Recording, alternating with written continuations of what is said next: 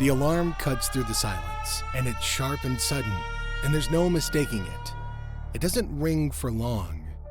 It doesn't need to, because everyone on the base knows exactly what it means.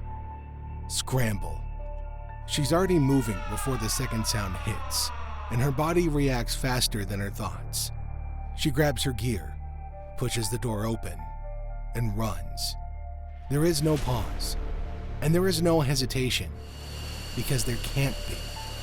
One moment, everything was calm, and the next moment, everything changed. And even though no one has explained why, she knows this could be real, or it could turn real very quickly. But what happens next? Outside, the air feels colder than before, or maybe it just feels that way because everything is moving so fast. She runs toward the aircraft, and the F-15 stands there, waiting, large and still, but ready. The ground crew is already in position, and ladders are set and systems are coming alive. Lights flicker and panels open and hands move quickly, but with control. Everything is happening all at once, but it doesn't feel messy. It feels practiced. It feels planned. And this is where it gets serious. Scramble missions are different from anything else. They're not scheduled, and they're not announced ahead of time, and they don't give you space to think slowly. One moment you're in routine, and the next moment you're running toward a jet. Something triggered that alarm. But right now, that detail doesn't matter. It could be an unknown aircraft, or it could be a signal that doesn't match expected patterns, or it could be something moving where it should not be. No one wastes time asking questions at this stage, because the only thing that matters is getting airborne. That's the first step. That's always the first step. She reaches the jet and climbs the ladder quickly, but her movements are not rushed in a careless way. They're fast, but controlled, because every step has been practiced 1,000 times before. She settles into the seat, pulls the straps tight, and adjusts her helmet. Her hands move across the controls, flipping switches in a precise order. Even now, with time pressing in, she doesn't skip steps, because skipping steps leads to mistakes, and mistakes, in this environment, are not small.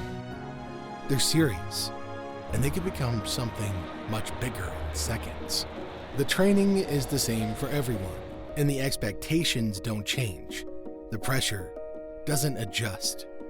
She had to learn everything from the ground up, and she had to prove herself in the same way as everyone else. That means long hours in classrooms, and long sessions in simulators, and long days in the air. It means repeating the same procedures until they feel automatic. And it means learning how to respond when things go wrong, not just when things go right.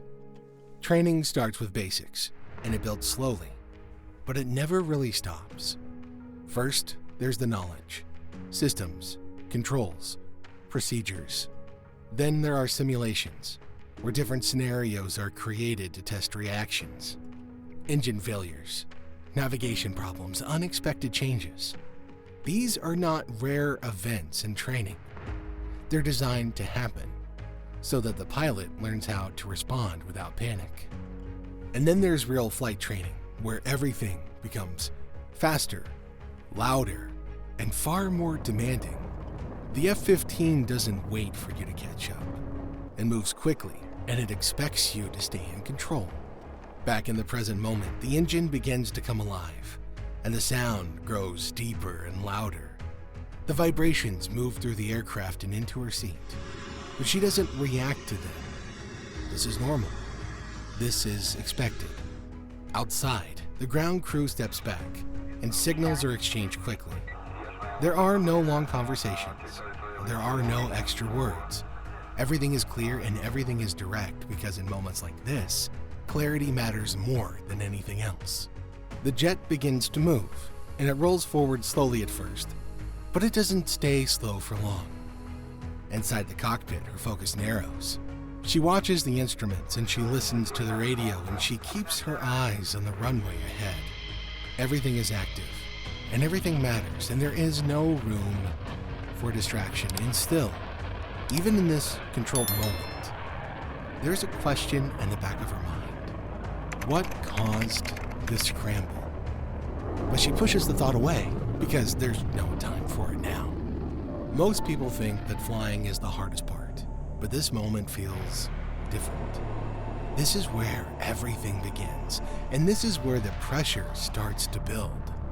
Because you don't have all the answers, and you don't know what you're about to face, and still, you have to move forward. You have to trust your training, and you have to trust your team, and you have to trust yourself. And that is not something most people will ever fully understand. The runway stretches out ahead, long and straight, and she aligns the jet carefully. There's a brief pause, just a fraction of a second, and then she pushes forward.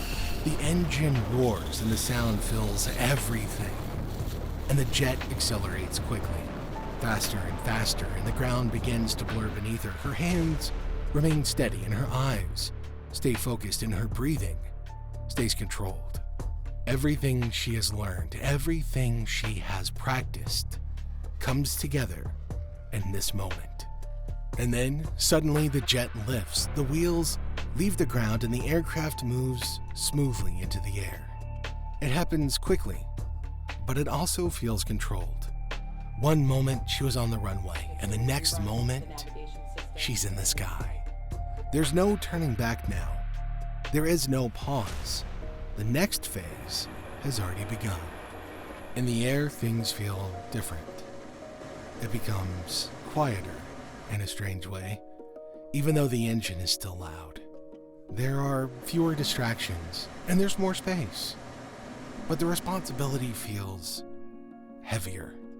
She checks her systems again, quickly and carefully, and she listens as more information comes through the radio. The situation begins to become clearer, but it's still not complete. Sometimes, even after takeoff, you don't know everything. She adjusts her course, following instructions and staying focused on the task in front of her. There could be another aircraft ahead, or 5, or there could be nothing at all. There could be something unexpected, and she has to be ready for that. This is where experience matters, because training can prepare you, but experience teaches you how to stay calm when things are uncertain. This is what years of training lead to, not just the ability to fly, but the ability to stay steady when everything else feels unclear, to make decisions without panic, and to move forward without hesitation. It's not about speed, and it's not about power. It's about control, and control is what keeps everything together. Time feels different in the air. Minutes pass, but they don't feel like minutes. More information comes through, and slowly the situation begins to make sense. Maybe it was a signal that didn't match expected patterns, or maybe it was an aircraft that needed to be identified, or maybe it was something that turned out to be less serious than expected. But that doesn't change the response, because the response is always the same: fast, precise, and ready. She gets the call to return, and she turns back without hesitation. The jet lands, and everything feels calm again. But she knows the truth. The next alarm could come at any time. And when it does, she'll be ready.